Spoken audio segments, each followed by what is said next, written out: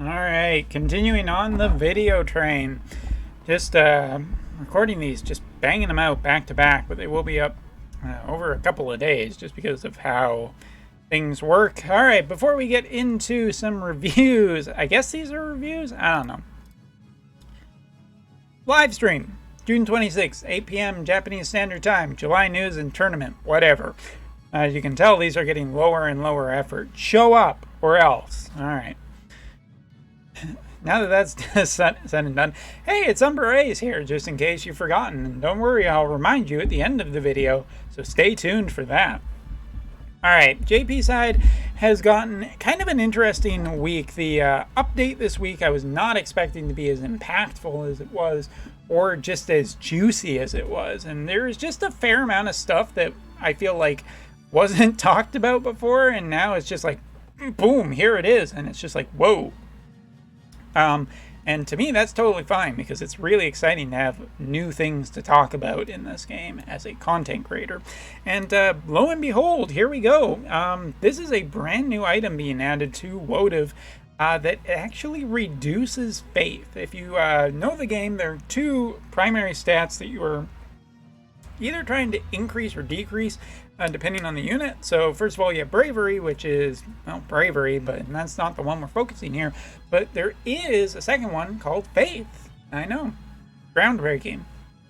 And faith primarily deals with things such as healing. It deals with status effects. It deals with the success rates of these things happening, potentially raising a unit from the dead.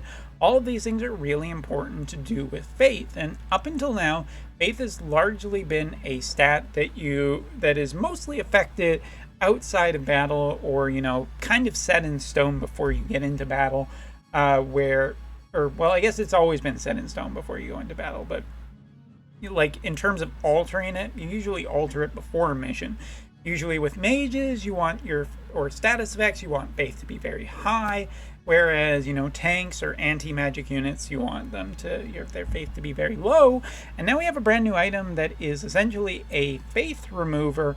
There are going to be three versions of it. There's going to be a small, a medium, and a large. Each of these impacts faith, and there is a certain amount that you can use them. So a small one takes faith away by -4, -6 for medium, and -8. As you can see, there is 10 for these, 8 for these, and 4 for these. So the practical application essentially is that you want to go. These are items that you are using in battle, not outside of battle, to lower a specific unit's faith. And first of all, I'm going to give a shout out that this is something I really like being added to the game for a couple of reasons. One, items have felt incredibly largely irrelevant in the game to the point where I don't even know why they exist, and they really need support. And this is support. This is an item that you are going to want to use in specific situations, and it's an interesting strategic item. You may not always want to use these. You may want to use them in only very certain missions. And when you use them and how you use them and who you use them on are all very strategic considerations. So I really like this item in that sense. What I don't like about this item is essentially they are going to be available through shops, and they are going to be login rewards. And the question is, like, how much of a whale benefit thing is this going to be in PvP and whatnot? Or is this going to be like something that is just going to be really important in the future? Are these going to be handed out like chiclets? I don't know. If you don't know what chiclets are, there's your research project for today. But this is an interesting item. It's got strategic applications. It's only just been added to the game. And I'm curious as to how this will be implemented and what this will be used for in the future. But yeah, interesting to say the least. Next up, the thing to talk about is if we go over here, hopefully the game's it's not going to crash in BlueStacks. Something that was brand new that we just noticed. Again, I don't think that this was ever said. Now there's a daily single free pull on whatever the current main banner is. Now this is not retroactive. If we go down here to Volusia's banner, that's not there. I don't even have a clear answer of whether or not this is going to be only on vision cards or this is going to be on all of the main banners going forward. But it's a nice use of paid lapis in a different way. You know, it gives whales potentially just a daily benefit, a chance on the banner. You know, it does give the star, these soul stars kind of thing to end up getting maybe a few more of those. And it is a discounted summon by, you know, 4, I guess, but there it is paid. Either way, you know, it's just something that's kind of interesting that popped up, and there you go. Alright, and continuing on trying to keep this video being relatively short, unlike the last few, we're going to be talking about the new craftable piece of equipment, followed by the piece of content that you will be farming this craftable piece of equipment. So let's just make one right now so that we can talk about it and just get into it. It's distinct enough that I can actually pick it out in a crowd. Alright, so the Termaline ring, I want to say that's how that's pronounced, is an MR piece of equipment. It is an accessory. There are 3 versions: Vitality, Aim, and Barrier. Barrier being strong in spirit, Aim being strong in aim, accuracy, but whatever. And last but not least, Vitality being strong in HP. Should be noted that all 3 of these versions do have an agility increase by 3, regardless of what plus it is. So whether it's a +3, a +2, a +1, or the mighty and ever so heavily farmed +5s, you are getting a little bit of an agility boost here. So that's kind of nice. And this accessory is equipable, I think, by pretty much everything, by anyone, so I don't think that's changed. The big things are for the passives effects. This is a piece of equipment that you essentially need to get to a +5 for a dexterity increase. At +1, you get 2%. Then, you know, as you go up, 3%, 5%, 10%, a 20% dexterity increase. So for those who have been looking for a nice little piece of equipment to increase dexterity, you're going to want to get a +5 version of this.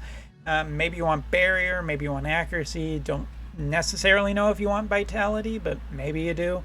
I always am just so less excited about vitality, especially on accessories. Just not there for me.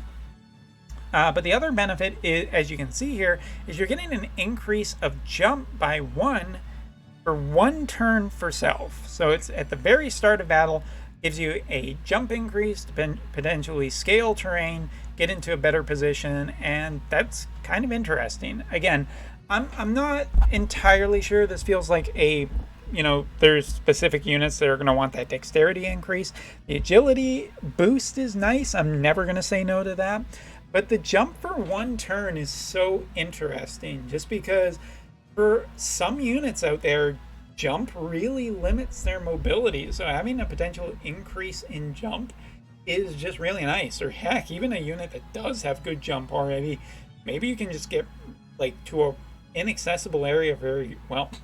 I think you're going to want at least 1 +5 of this for a dexterity increase when you ever need it, but just for the jump increase, it's kind of interesting. You might want just a couple of these, maybe just at a lower, you know, plus version, because maybe you just don't care about the dexterity that much.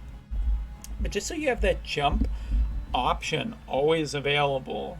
An interesting piece of equipment for sure, and maybe accuracy is the one I just kind of want with this. I don't know. But an interesting title. And the last thing to talk about is going to be not this. Not Selection Quest. We talked about that. Oh, no, I'm showing off my masteries of the elements. I am the avatar, in case anybody is curious. But we're not here to talk about that. Here to talk about the Golem challenge here. And as it currently stands, I have not had a huge amount of time to really play around with this mission. So we're just going to go in with a wind elemental team that you can see right here, and I'm just going to kind of show off. I have tried the harder version once. I don't think it's incredibly AI friendly, just because you're, well, I'm going to show it off on the map here, so let's just go in and kind of show off the lower tier version. The higher tier version, I think, has a few more enemies, or maybe just a little bit more difficult. The spacing of enemies is slightly different. But you essentially have enemies to the left, right, and in front of you, and you are looking at a fair amount of like these, just to scroll over here, you got some gill snappers on the right, which can be a little bit of a defensive orientated problem, especially in the harder difficulties. They're just way more tanky and they can run in and kind of disable your ability. Golem up here has a lot of AoE attacks. As you can see, we get 4 dragons here on the lower difficulty that summon in. In the higher difficulty, though, you do have a dark chimera that teleports in, which can mess with your agility. So one of the problems I've noted very early on in testing with an auto on the higher difficulty is that the AI kind of spreads your guys out a little bit too thin.